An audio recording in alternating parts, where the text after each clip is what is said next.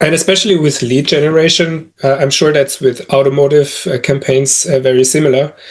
Mhm. But affiliates, especially when they're new to lead generation and they're like, what? I only have to get people to fill out this form and then I will get paid $100 or euros. Yeah. That's the easiest. Okay, like having people sign up to a form is actually the easiest thing ever. Like getting someone to pull out their credit card and buy something Oh yeah, is much more difficult. exactly.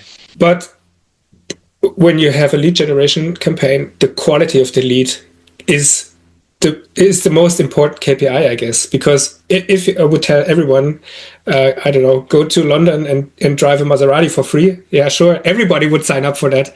Exactly. But the quality would be bad. The campaign will be paused, or at least me as an affiliate would be paused. So having a good quality in that lead campaign is Yeah. probably super important. And It's probably the most important exactly. because it's what guarantees the sustainability of the campaign and the continuity of the campaign on a monthly basis, you know? So, Yeah. So, yeah, what would you say makes a great affiliate for you? And yeah, do they have specific skills or mindsets or whatever? there's um, there's a specific profile of affiliate that we normally look for. Um, and we normally get, I'll give you the kind of the blueprint of affiliate that we typically like to accept. So an affiliate that does well with our type of campaigns in general are affiliates who own their own data, email data, or manage email data themselves, Mm-hmm. who have their own site, have their own traffic, or buy their own traffic internally um, for other similar brands or within the white hat ecosystem or space. So, for example, a media buyer who runs forex campaigns, yeah, they do an amazing job at forex, but they may not necessarily do well with Maserati test drives, just for the lack of an example. Sure. So, um, if your whole business and your revenue comes from those type of campaigns, then it's likely that even though you look like a good fit, you probably won't be onboarded onto the network. So Wow. you have to come from a similar sort of industry, similar sort of space. You have to have a bit of experience in the campaigns, similar campaigns that we work with. Then that when it's a network, when it's a sub network, and we do work with sub networks, that's where we have to dial it up a little bit because, of course, we need to enforce the transparency. So, because we enforce transparency, a lot of networks are not happy with telling us who the affiliates are, Mm-hmm. and I think we do lose opportunities. Realistically speaking, I think we do miss out on opportunities with networks. But there's that level of transparency that's the fundamental part of what we do that's absolutely necessary in everything that we do. So you, the network, you may have the best affiliate in the world, but if you don't tell me who it is, to me, it could be the best, it could be the worst affiliate in the world. I don't know. You know, to you, it may be the best affiliate, but to me, actually, Yeah. it may not, you know? Yeah. So, If one is amazing with black hat lead generation and for yeah, example, for example. So yeah, if you're a network and you give me that information, what happens there, and it's happened many times, is we have a non-disclosure agreement signed with the brands. So our brands will never contact our affiliates directly, Mhm. and we normally enforce a non-disclosure agreement with the networks as well. So we can't contact their affiliates just for their protection. Sure. But what normally happens is affiliates aren't stupid, you know, and affiliates can track where the links are going through in different steps. What normally happens if you don't tell me who the affiliate is that the affiliate can obviously jump over you. They'll Yeah. come to me like a brand new affiliate. I don't know who they are, where they've come from. I'll still have a conversation with them. If they're a good fit, I'll onboard them.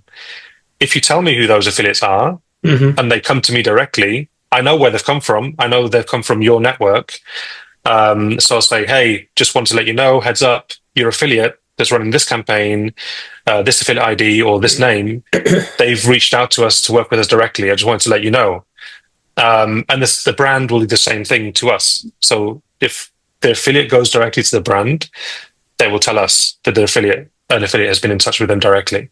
So we do kind of like to give that level of security that if you disclose that information to us, your relationship is going to be protected at all costs. Because we think it's very fair. If we ask you to tell us who you work with, we have to do our part and be honest about, if your affiliate contacts us, then we have to tell you.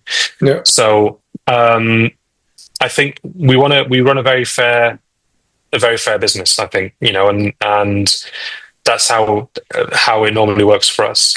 But yeah, just going back to obviously the initial question of what makes a good affiliate as well, because I went off course that's there. fine. The other thing is an affiliate who's happy to share their previews. So an affiliate who is diligent, who is compliant, who says they're going to do something and does it, not somebody who says they're going to do one thing and then does another.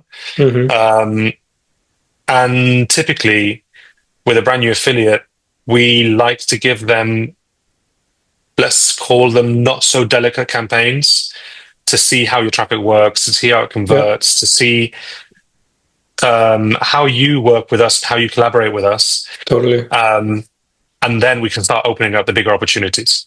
So makes total sense. Yeah. Great. It's a long process, but it works. I think it would be the same if you would onboard maybe a media buyer in-house. You wouldn't give them like the key to the entire castle in the first week. Exactly. They have to, they have to prove themselves. Maybe trust has to be built over time anyway, like regardless if it's an affiliate or an employee.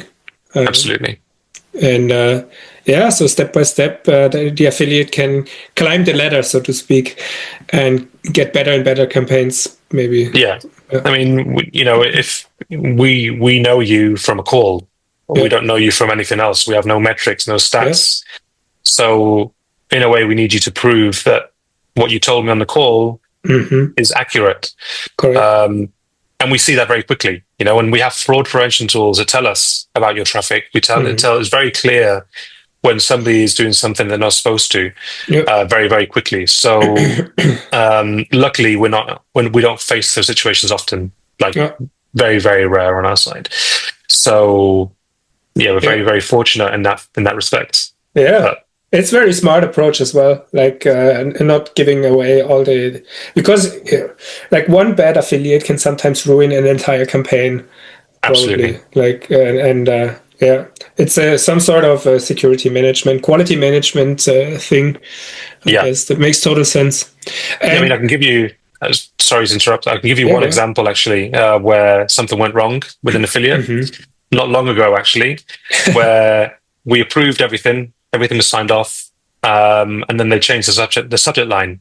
And the CEO of the company that we were promoting received that email with the wrong subject line. Oh, come on. So you have to be extremely unlucky for that to happen. But we didn't know that the subject line was changed. So we approved one thing, and they then went and changed the subject line to obviously have more opens.